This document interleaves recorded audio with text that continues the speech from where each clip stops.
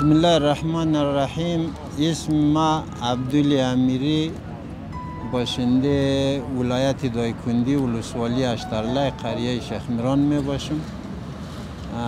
در اول زندگی خود ما تقریبا 12 سال در مکتب رفتیم، در مکتب ابتدایی و بعدا در لیسه شیخ میران درس میخواندیم. در سال 1359 ما از مکتب فارغ شدیم.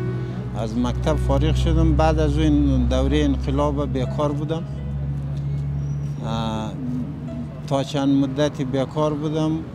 بعد از مدت 6 سال بیکاری در بخش مالی کمیسیون مالی مجاهدین کار کردیم. مدت 9 سال با مجاهدین کار کردیم.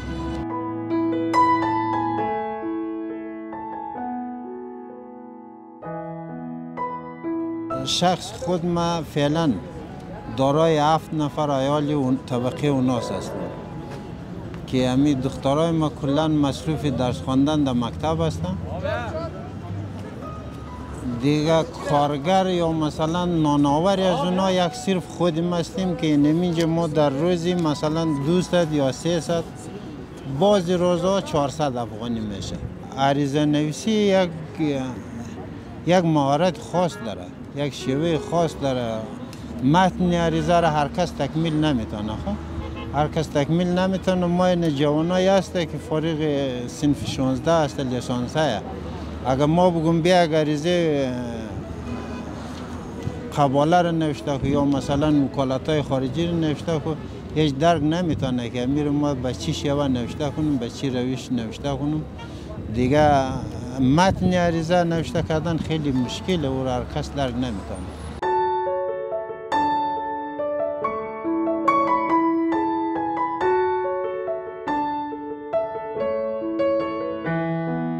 خودم صنف 10 مکتب هستم. دیگه در مدرسه دینی هم درس میخوانم. سال 4م است. ما خودم زیاد خوش دارم چی شوم انجینر. اگه خواست خدا بود که میشم.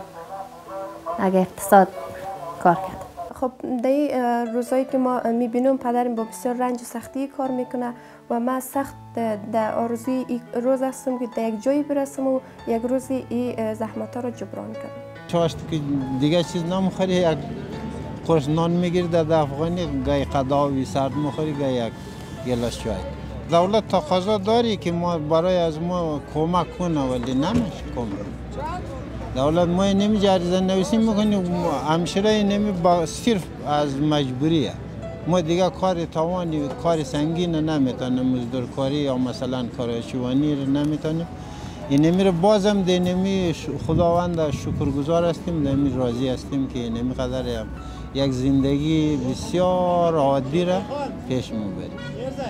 ولی تمام آرزوی من نمی کنم اولادای ما درس بخوانم، دخترای ما بسواد نمانه. هر یو غواړي چې خپل لوړې زده کړې سرته ورسوي تر دې چې خپل د مور او پلار دغه اوسنی زحمت لپاره یو ښه پاداش ولري او یو څه ښه لاسته راوړنه ولري. تاسو دغه راپور د زاویه نیوز له یوټیوب چینل او فیسبوک چینل له کتلی شئ.